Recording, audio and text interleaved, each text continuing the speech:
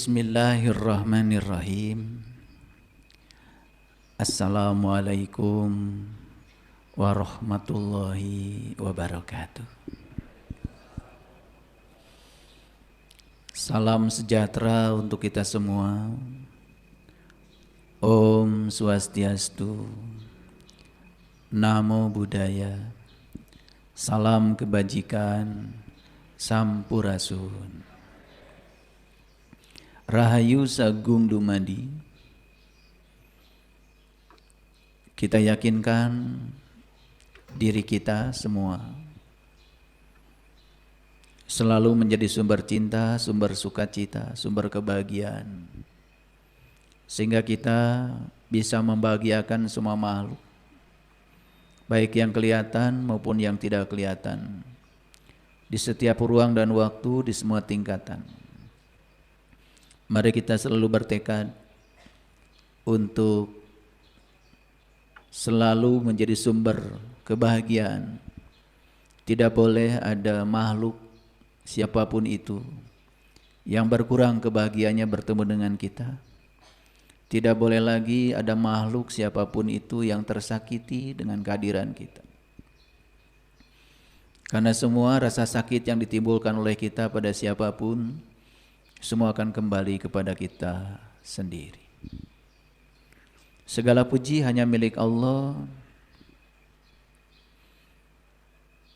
Tuhan semesta alam, yang meliputi seluruh semesta, meliputi seluruh makhluk, meliputi seluruh bentuk, meliputi seluruh sel dalam tubuh kita,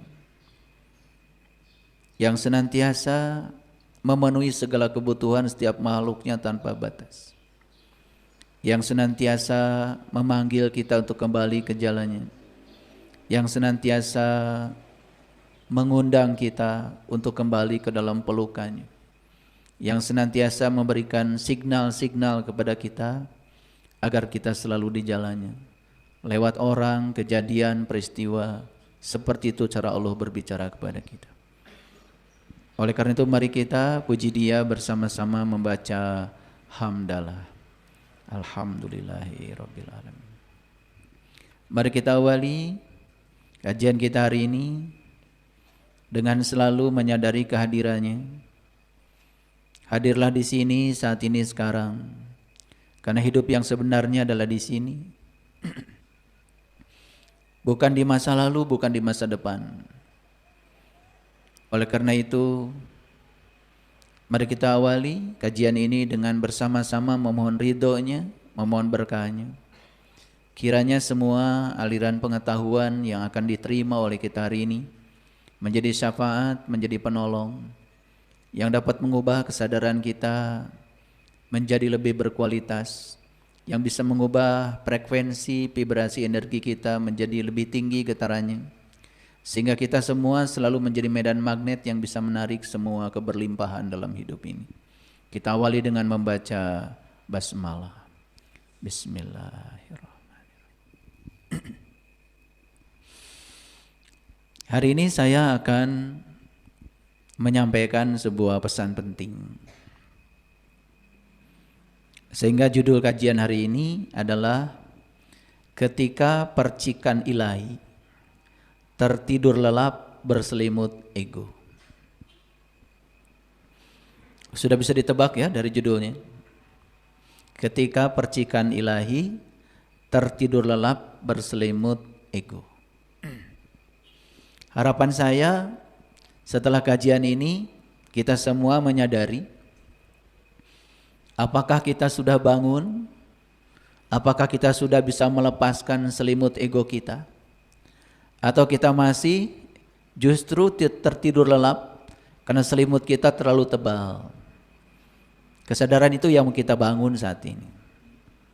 Karena kalau saya mengajar, selalu ada kompetensi yang dibangun.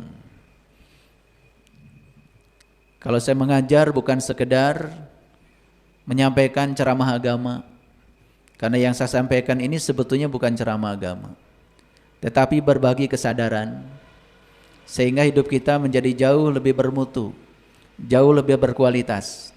Karena tidak sedikit di semesta ini Banyak orang yang hanya menghabiskan waktu menjalankan rutinitas nyaris tanpa kesadaran, sehingga hidupnya hanya terjebak dalam siklus penderitaan dan penderitaan, sehingga tidak bisa keluar dari situ dan juga tidak tahu jalan keluarnya seperti apa. Yang pertama, sadari bahwa di dalam diri kita itu ada yang namanya percikan ilahi. Kenapa saya sebut percikan ilahi? Karena di dalam diri kita ada yang namanya ruh. Harus paham ya istilah ruh. Jadi istilah ruh itu ada ketika bagian dari dirinya Allah masih diizinkan berada di dalam diri kita. Sekali lagi, istilah ruh itu ada ketika bagian dari dirinya Allah masih berada di dalam diri kita. Masih diizinkan berkarya lewat tubuh ini. Karena pada hakikatnya yang disebut dengan hidup itu sebetulnya sederhana. Hidup itu adalah merasakan kehidupan itu sendiri. Makanya untuk merasakan berbagai rasa dalam hidup, kita dikasih instrumen. Instrumen yang paling mewah yang diberikan Allah kepada kita adalah tubuh dengan segala organnya. Jadi tubuh ini ya dilengkapi dengan berbagai organ. Kalau kita melihat di daerah sini saja, daerah sini nih, daerah mulut, ada gigi, ada lidah, ada tenggorokan, ya, ada air liur. Ketika kita menyantap makanan, kita bisa merasakan berbagai rasa yang masuk di mulut kita. Dan kemewahan itu hanya akan dimiliki oleh kita ketika kita masih bernafas. Ketika kita berhenti bernafas, maka semua kemewahan itu nyaris tidak dimiliki kita lagi. Walaupun dijejalkan makanan-makanan yang enak, dijejalkan makanan-makanan yang mahal ke mulut ini, ketika napas sudah tidak bersama kita lagi, maka semua kemewahan di mulut ini akan hilang seketika. Dan kalau kita mau jujur, di setiap organ tubuh kita ini disediakan berbagai macam instrumen untuk merasakan kemewahan dari rasa alam semesta ini. Makanya kalau ditanya apa sih hidup itu, sederhana. Hidup adalah merasakan kehidupan. Maka kita diajarkan untuk merasakan ya bagaimana rasanya senang, diajarkan bagaimana rasanya sedih. Itu semua adalah pengalaman-pengalaman rasa yang akan membangun kebijaksanaan dari jiwa kita sendiri. Jadi sekali lagi istilah ruh itu ya ada ketika bagian dari dirinya Tuhan masih diizinkan berada di sini. Tetapi ketika bagian dari dirinya itu sudah tidak di sini lagi, sudah keluar menyatu kembali dengan samudranya kehidupan, tidak ada lagi istilah ruh. Jadi ruh itu supaya gampang seperti titik-titik air yang sedang terpisah dari lautnya. Kita melihat ya, ada air hujan, ada air sungai, ada air di gelas kita. Sebetulnya semua air yang ada di daratan ini asal muasalnya kan dari samudra.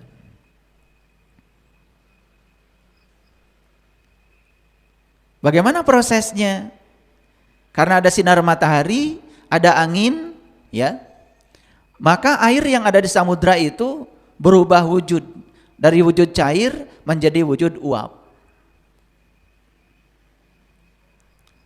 Lalu oleh angin dibawa tuh ke atas dengan perbedaan tekanan tertentu, maka pada suhu dan tekanan tertentu di atas dia akan berubah wujud lagi dari wujud uap menjadi wujud cair. Sehingga dijatuhkanlah setelah berwujud cair di tempat yang diizinkan oleh semesta. Sehingga menjadi tetes-tetes air. Kita menyebutnya air hujan. Nah, tetes-tetes air itu sebetulnya pada akhirnya akan kembali lagi kan ke lautnya, ke samudranya. Ketika dia masih berupa tetes, disebutnya tetes air.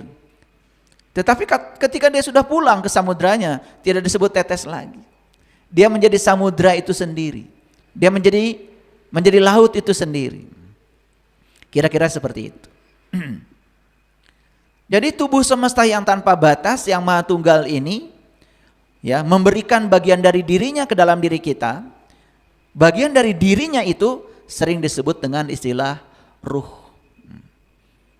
Paham ya? Nah, di dalam ruh itu ada lagi istilah lain yang disebut dengan jiwa. Jadi jiwa itu hanya bagian kecil dari ruh yang ada di dalam diri kita. Jadi ruh dengan jiwa itu berbeda, ya.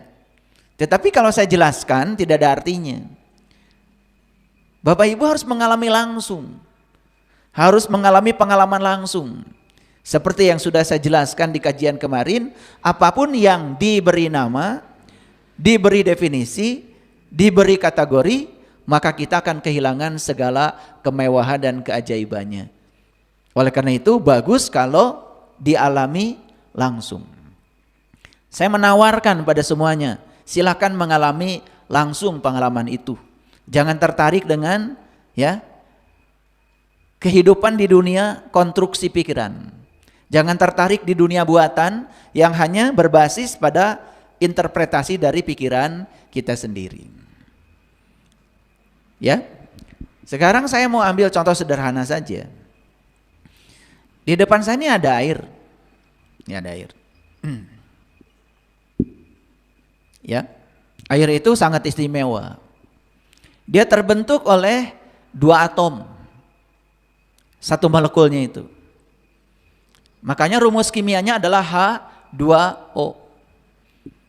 Jadi ada 2 atom hidrogen, 1 atom oksigen. Maka disebut H2O. Itu rumus molekulnya.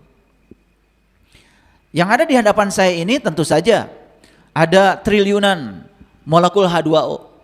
Saya tidak akan sanggup untuk menghitungnya. Cuma yang jelas alam semesta ini begitu cerdas. Ketika 2H berpadu dengan 1 atom O, ternyata pusat muatan positif dan negatifnya dari molekul H2O itu tidak berada di satu titik. Makanya satu-satunya molekul di alam semesta yang bersifat polar, dia mengalami polarisasi alamiah, itu hanya molekul air. Semua molekul selain air, pusat muatan positif dan negatifnya berada di satu titik. Sehingga mereka tidak bersifat polar. Akibatnya apa? Ketika molekul air itu bergerombol seperti ini, maka dia itu tidak pernah diam. Makanya kalau pakai mikroskop kita melihat molekul air tidak pernah diam. Karena tidak pernah diam, maka dia menjadi pelarut yang sangat baik. Ibu-ibu kan masak sayuran pakai air. Bapak-bapak minum kopi pakai air. Kan kopi itu enaknya ketika air sudah menyatu dengan kopi, sudah menyatu dengan gula, sudah menyatu dengan susu, kan begitu? Ketika larut semuanya, itu menjadi memiliki rasa tersendiri. Nah, kenapa air bisa melarutkan semuanya? Karena dia bersifat polar. Bayangkan ya, ketika Tuhan menciptakan satu molekul saja, begitu hebat rencananya. Kalau air tidak bersifat polar, dan untuk membangun molekul yang polar itu, satu-satunya cara di laboratorium harus menghadirkan medan listrik dan medan magnet.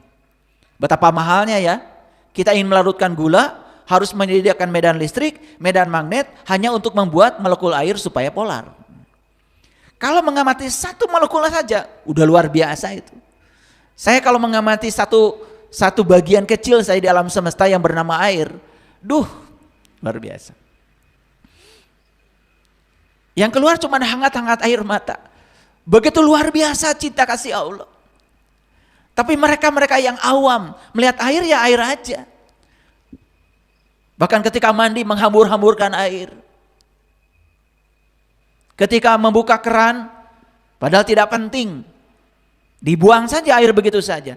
Penghormatan dan penghargaan terhadap apa yang disediakan semesta itu menjadi hilang ketika dia tidak memiliki pengetahuan tentang itu.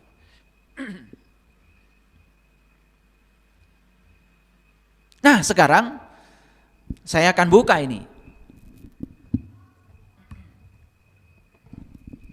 Maaf ya, bukan mengajarkan jorok, karena air ini adalah air saya, yang minum saya, dan tangan saya sudah bersih. Bapak Ibu setuju nggak? Kalau yang ada di hadapan saya namanya air, setuju kan? Oke. Sekarang kalau saya ngambil satu tetes saja, yang satu tetes namanya apa? Apa? Kan air juga, betul nggak? Kalau saya ngambil satu sendok, air juga. Kalau saya ngambil satu gelas, air juga, betul nggak? Walaupun dipisahkan dari induknya, tetap saja namanya tidak berubah, tetap saja air, betul?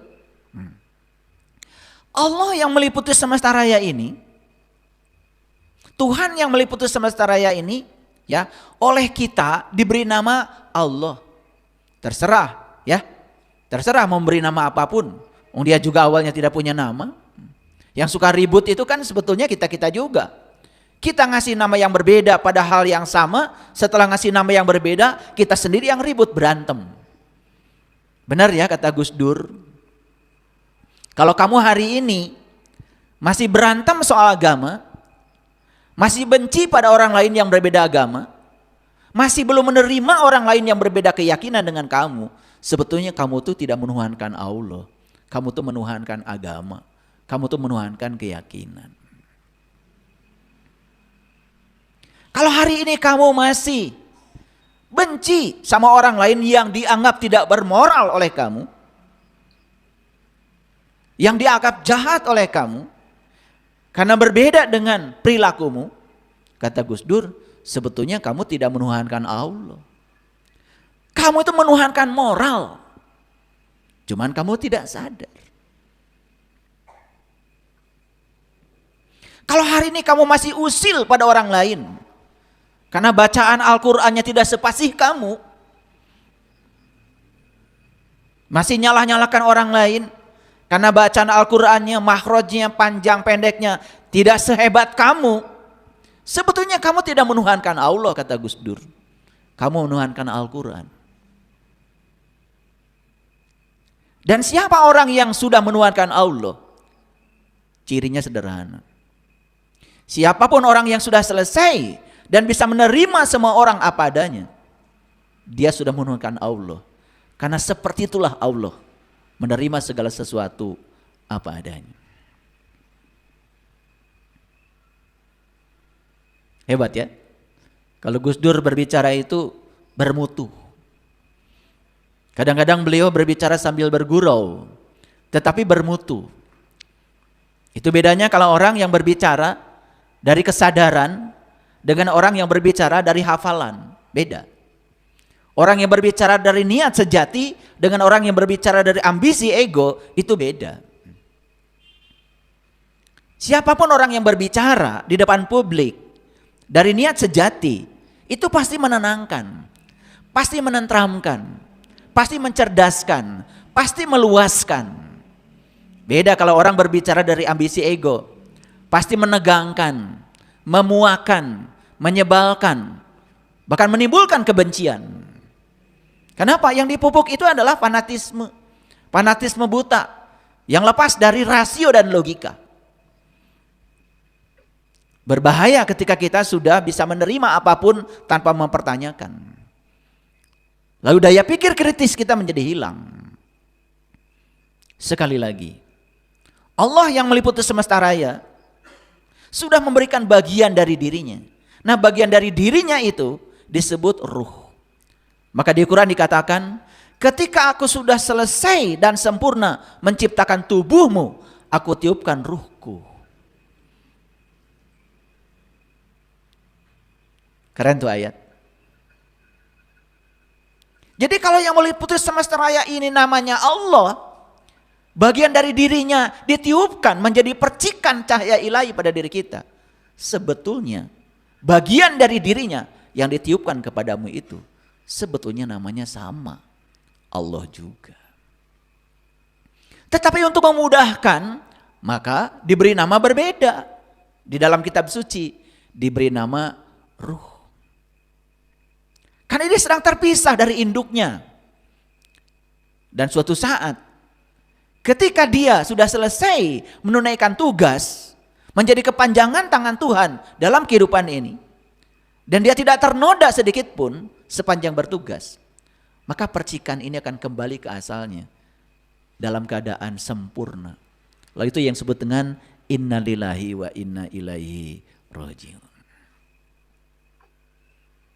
Allah yang maha suci hanya menerima yang suci. Maka di Quran dikatakan la yamassuhu illal mutahharun. Tidak ada yang bisa menyentuhku kecuali mereka-mereka yang suci. Bayangkan ya, orang mati dalam keadaan kotor. Orang mati masih berselimut ego. Orang mati masih tertidur tidak sadar. Padahal awalnya saat ditiupkan, dia memiliki sifat yang sama dengan yang meniupkannya. Tetapi setelah terpisah sedemikian lama, dia menjadi berbeda sifatnya. Saat dia pulang, pasti akan tertolak. Sehingga banyak yang pulang dalam keadaan tertolak. Tidak bisa menyatu dengan alam asalnya. Contoh sederhana. Bapak Ibu, saya mengambil satu tetes air dari sini. Saya jaga kesuciannya. Saya balikan lagi ke sini. Dia langsung larut bersenyawa dengan asalnya. Tapi kalau saya mengambil satu tetes air dan saya ganggu kemurniannya. Misalnya diganggu kemurniannya. Jadi apa? Jadi minyak. Dalam minyak itu ada air sebetulnya. Tapi karena sudah tercampuri oleh unsur lain, tidak murni lagi. Ketika dikembalikan ke sini, dia kelihatan bersatu. Tetapi dia tidak bisa bersenyawa dengan ini. Coba masukkan minyak ke dalam air. Tinggal aja sendiri. Seperti kita kalau makan sayur. Kalau banyak minyaknya. Butiran-butiran minyaknya itu di dalam sayur kita terpisah-pisah aja kayak bola-bola kecil gitu. Dia bersama tetapi tidak bisa bersenyawa. Itu namanya nggak bisa pulang itu kalau masalahnya. Dan kenapa ada orang yang tidak bisa pulang ke alam asalnya?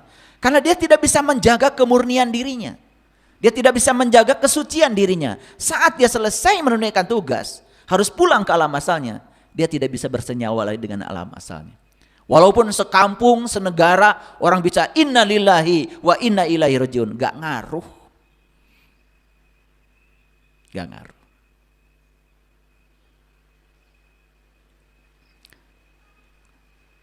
Jadi yang akan saya bicarakan apa sebetulnya? Perhatikan. Apakah air yang ada di hadapan saya ini punya sifat? Punya. Tahu sifat air? Banyak. Kalau saya rinci nggak akan selesai. Kuliahnya 10 SKS juga nggak akan selesai membicarakan sifat air. Satu sifat air, kalau dia dimasukkan ke dalam wadah, apapun bentuk wadahnya, dia akan menyesuaikan diri dengan bentuk wadahnya. 2, air itu selalu mengalir dari tempat yang tinggi ke tempat yang rendah. 3, air itu saking lembutnya, mau dilukai kayak apapun, dia tetap tidak terluka. Banyak sifat air, kalau saya sebutkan satu-satu nggak selesai. Nah sekarang saya mau kasih sedikit demonstrasi. Kalau saya ngambil satu tetes air, saya mau nanya sama Bapak Ibu, pinter apa tidak? Apakah sifat tetes air ini sama dengan induknya? Sama. Sama kan? Oke.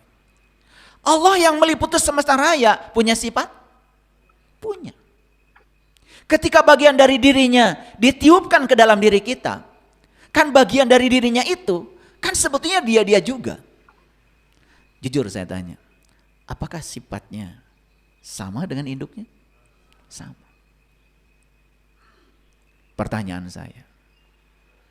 Apakah diri sejati kita saat ini masih sama sifatnya dengan induknya? Jawab. Jawab. Hah? Induknya maha pengasih, maha penyayang. Harusnya bagian dari induk itu kan memiliki sifat itu. Induknya maha lembut. Harusnya bagian yang dari induknya itu juga punya kelembutan. Makanya Allah mengatakan di Quran, wa ahsin kama ahsanallahu ilaika. Tidak disebut perbuatan baik jika kamu melakukannya tidak seperti aku melakukannya. Jujur coba. Kalau Allah memberikan sesuatu kepada kita, Butuh balasan nggak dari kita? Kalian?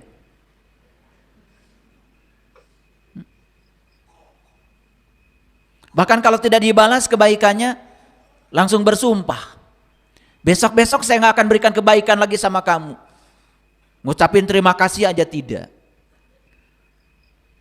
Karena belum selesai kita dengan diri kita sendiri. Itu tuntutan bukan dari kesadaran. Itu tuntutan berasal dari ego, dari ambisi. Karena ego tuh perlu pengakuan, perlu penghargaan. Bahkan ketika berbuat baik, ingin disebut yang paling baik. Ego tuh begitu. Jangan-jangan kita hidup selama ini bukan di kesadaran. Kita hidup di ambisi ego. Cuman kita tidak sadar. Paham sampai sini? Oke. Lucu ya? Ketika ditanya kenapa kamu sholat? Wah, sholat kan kewajiban. Saya tanya lagi, apa artinya wajib? Oh, wajib itu dilaksanakan dapat pahala. Kalau nggak dilaksanakan dapat siksa. Beda apa beda banget sama Allah? Tetapi itu jadi pelajaran agama enggak? Coba. Dari sejak kecil kita belajar agama di TK, SD, SMP, SMA. Bahkan saya lihat kurikulum agama di universitas. Sama begitu. Padahal dalam teori motivasi, ada 4 jenis motivasi. Ada motivasi hadiah. Ada motivasi ancaman. Ada motivasi kebutuhan, ada motivasi cinta. Allah itu melakukan apapun motivasinya adalah motivasi cinta. Tetapi kita melakukan apapun motivasinya hadiah. Selalu aja pahala, pahala, pahala. Hampir di semua kajian. Para penceramah selalu menawarkan pahala, kecuali saya.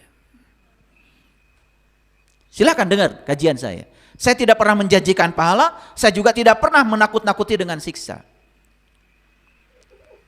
Karena Tuhan yang Maha Pengasih, Tuhan yang Maha Penyayang, Maha Pengasih, Maha Penyayang, sumber cinta, sumber kekuatan positif.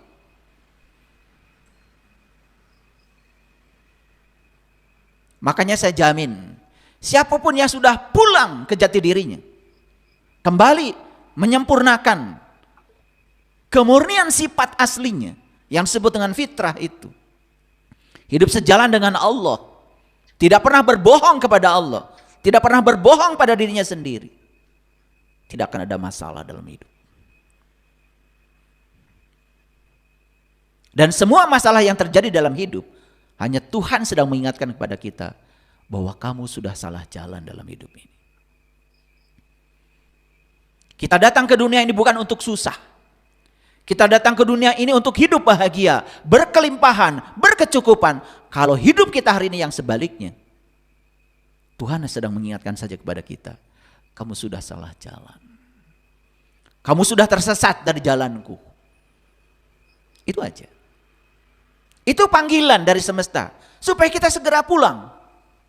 Saya yakin, semua orang yang hidupnya sejalan dengan Allah. Dalam Quran disebut Bani Israel. Bani itu orang. Isra itu berjalan, El itu Tuhan. Bani Israel orang yang berjalan menuju Tuhan. Bukan suatu bangsa yang sedang berperang di sana. Bani Israel itu siapa saja orang yang berjalan di jalan Tuhan. Dia Bani Israel. Makanya dijamin oleh Allah, ya Bani Israel, uzkuru nikmati Allah alaikum wa anni fazaltukum alal alamin. Hai orang-orang yang berjalan menuju Tuhan, ingatlah nikmat yang aku berikan kepadamu. Apa nikmat yang terbesar yang Allah berikan pada kita? Ruhku yang Allah tiupkan ke dalam diri kita, yang sama sifatnya dengan Dia. Wa anni faddaltukum alal alamin, dan aku unggulkan kamu dari segala umat. Jadi siapa yang diunggulkan dari segala umat? Siapa saja yang mau hidup sejalan dengan Tuhan. Bayangkan, Tuhan saja kita bohongi. Kebenaran yang ada dalam diri ini oleh kita setiap kali dibohongi. Orang yang melakukan kejahatan, dia sedang berbohong sama Tuhan. Orang yang menyakiti orang lain, dia sedang berbohong sama Tuhan. Orang yang korupsi, dia sedang berbohong sama Tuhan. Orang yang membicarakan keburukan orang lain, dia sedang berbohong sama Tuhan. Perhatikan Bapak Ibu. Kalau kita mau dengar apa kata dia di sini, kita tidak mungkin melakukan kesalahan. Semua kesalahan karena kita sedang menyimpangkan jiwa kita dari sifat asli jiwa itu sendiri. Saya mau nanya sama Bapak Ibu. Ketika Bapak Ibu membicarakan orang saja, ada yang negur gak dari dalam? Diikuti. Karena hobimu itu memang begitu. Betul gak? Iya. Dicari alasan untuk membenarkan itu. Mohon maaf, ini bukan membicarakan. Bukan. Ini mah cuma ngomongin. Betul gak? Gitu enggak? Cenah karasaeun tah. Saya enggak pernah syirik kok. Saya tidak menyembah yang selain Tuhan, saya tidak menyembah berhala, saya tidak menyembah patung. Karena dangkal pemikiran kita. Padahal berbohong itu sudah syirik. Sudah berkhianat pada dirimu sendiri. Mengambil hak yang bukan hakmu itu sudah syirik. Karena kamu sudah tidak mendengarkan suara kebenaran dalam dirimu sendiri. Paham sampai di sini? Ya, oke. Betapa kotornya sang diri sejati kita hari ini. Dan terus dikotori oleh kita setiap waktu, setiap ruang. Dan tak terasa. Panggilan untuk kembali sudah ada. Tapi saat kita kembali, keadaan kita dalam keadaan tidak sejenis lagi dengan yang asalnya. Pernah terpikir nggak Bapak Ibu? Mengerikan ya? Baik. Nah, jadi ini kajian kita. Ketika percikan ilahi tertidur lelap berselimut ego, ini ada ketikanya. Saya ingin menjelaskan apa yang terjadi ya jika percikan ilahi ini diselimuti oleh ego. Yuk kita sekarang pahami. Tahu selimut? Tahu selimut apa tidak? Ya, bahasa Inggrisnya apa? Bed cover. Betul nggak? Iya. Kan mau tidur cari-cari bed cover. Betul nggak? Cover itu bahasa Inggris. Itu bahasa serapan dari bahasa Arab. Dari kata kafir. Kafir, cover, kuper, koper, kiper. Itu bahasa serapan itu. Artinya sama. Artinya tertutup. Ada enggak di sini orang yang tertutup pemikirannya? Kalau dikasih nasihat tersinggung. Ada enggak? Ada enggak di ruangan ini orang yang merasa paling benar, yang lain salah semua? Ada enggak? Ada enggak di ruangan ini paling soleh, ahli surga, yang lain ahli neraka semua karena berbeda dengan kamu? Ada enggak? Nah itu sudah berselimutkan ego itu. Itu sudah terkungkung oleh bed cover. Coba kalau sudah pakai bed cover yang tebal, lupa bangun. Betul nggak? Iya. Lupa jam. Luar biasa. Kira-kira itu yang akan saya bahas. Ya, kita bisa membayangkan bagaimana ya jiwa-jiwa yang terkungkung oleh selimut ego, terkungkung oleh bed covernya, sehingga dia nyaris tidak tersentuh oleh dunia luar, tetapi merasa dirinya seolah-olah yang paling hebat, yang paling berilmu, yang paling soleh, ya kan? Iya. Kenapa? Karena berdandan seolah-olah seperti orang soleh. Kalian juga pakai baju ini cover semua ini. Betul nggak? Iya, cuma tidak sadar aja. Baik, kita akan mulai masuk. Saya akan memulai kajian hari ini dari Quran surat Al-Mudathir. Surat Al-Mudathir itu surat yang ke-74. Saya akan bahas 10 ayat saja. Ya. Ini dimulai dengan satu seruan. Ya ayyuhal mudatsir. Ya ayyuhal mudatsir. Hai orang-orang yang berselimut. Mohon maaf sebelum saya lanjutkan. Kira-kira hai ini buat siapa? Ya siapa? Yang berselimut. Siapa? Orang lain, Pak. Saya nggak pakai selimut lagi. Ya, karena secara fisik kita tidak sedang pakai selimut sekarang, betul? Gitu. Nggak dihaikan saya. Ini buat orang lain. Biasanya kalau yang negatif-negatif kan buat orang lain. Betul nggak? Yang positif-positif buat saya. Kalau ya ayyuhallazina amanu, itu saya. Langsung begitu kan? Padahal kita juga tidak sadar bahwa selama ini kita cuma ngaku-ngaku aja dia orang beriman. Tandanya aja nggak ada. Nggak pernah kita secara jujur mengakui, orang beriman tuh tandanya apa ya? Kalau di Quran jelas sekali. Kata Quran, orang beriman tuh tandanya satu, bahagia. Itu aja. Bahagia apa tidak? Beriman tuh kalau bahagia. Sederhana Quran itu. Qad aflahal mu'minun. Berbahagialah orang yang beriman. Jadi orang beriman tuh satu cirinya bahagia. Tanya dirimu, bahagia apa tidak? Saya tahu. Gampang kalau ngomong, betul nggak? Iya. Kalau saya tanya orang bahagia itu apa? Bingung lagi. Betul nggak? Dikiranya bahagia itu sama dengan senang. Kan kalian itu kalau mendapatkan yang diinginkan, senang. Mendapatkan yang tidak diinginkan, sedih. Itu nggak bahagia. Bahagia itu dapat yang diinginkan, dapat yang tidak diinginkan, percaya pada kebijaksanaan Allah, nerima tanpa syarat, tidak ada protes-protes lagi. Itu baru bahagia. Udah gitu belum? OTW. Yang kedua kata Quran, ciri orang beriman itu salatnya khusyuk. Salatnya hanya mengingat Allah, gak mengingat yang lain. Karena dia sudah tahu dan kenal kepada Allah. Tanya dirimu, itu salatmu ingat apa? Kalau salatnya ingat yang selain Allah, itu sudah mabuk salatnya. Maka di Quran dikatakan, janganlah orang mabuk salat. Itu Quran. Kalau saya urai itu Quran surat Al-Mu'minun, banyak jadinya, tapi ini bukan tema kajian kita hari ini. Silakan baca sendiri.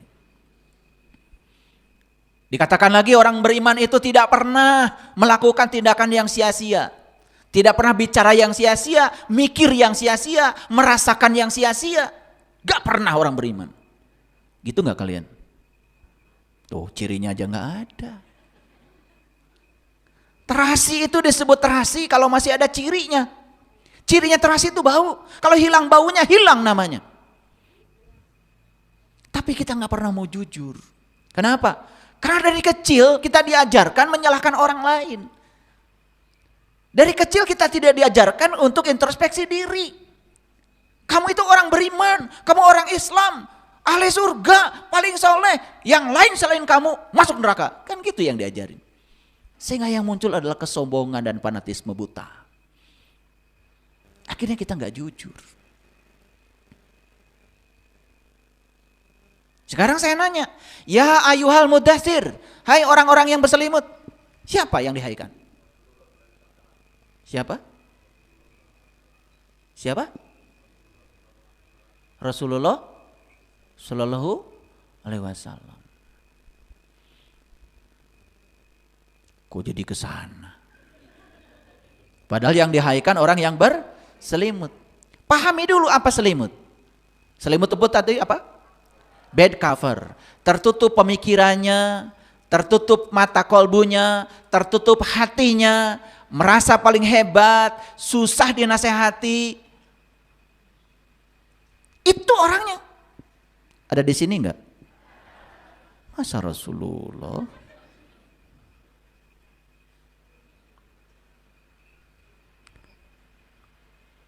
Jadi siapa yang dihaikan? Kita. Susah mau jujur itu ya. Betul nggak? Mau bilang saya aja berat sekali, betul nggak? Saya kalau lagi ngasih pelajaran tentang tauhid, sering saya nanya, ya, siapa orang yang beriman itu? Saya. Siapa orang kafir tuh? Wah itu, wah itu, wah itu, gitu. Sampai lupa pada dirinya sendiri. Padahal di Quran dikatakan, sesungguhnya yang kafir tuh kamu, cuman kamu tidak sadar. Itu kan? Makanya di Quran surat Al-Baqarah dari ayat 6 sampai ayat 17 itu cerita orang yang mengaku beriman padahal bukan. Jadi sebenarnya kasarnya itu cerita tentang orang-orang yang masih tertutup, cerita orang-orang yang masih berselimut. Hai orang-orang yang berselimut, tanya diri kita, apakah saya dihaikan ya Allah?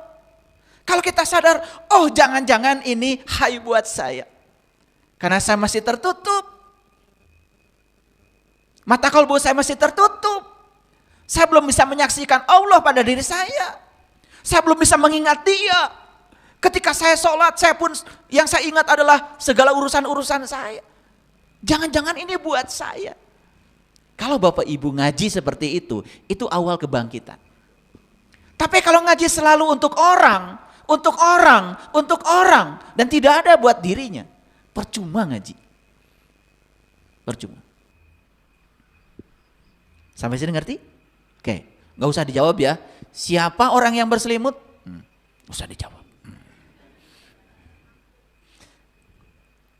Nah, apa perintahnya? Kum, bangkitlah. Kum, bangunlah. Kum, berdirilah. Kum, sadarlah. Ini perintahnya singkat, tapi luar biasa. Siapa orang yang bisa sadar dari tidurnya? Siapa? Kum, bangunlah, berdirilah, bangkitlah.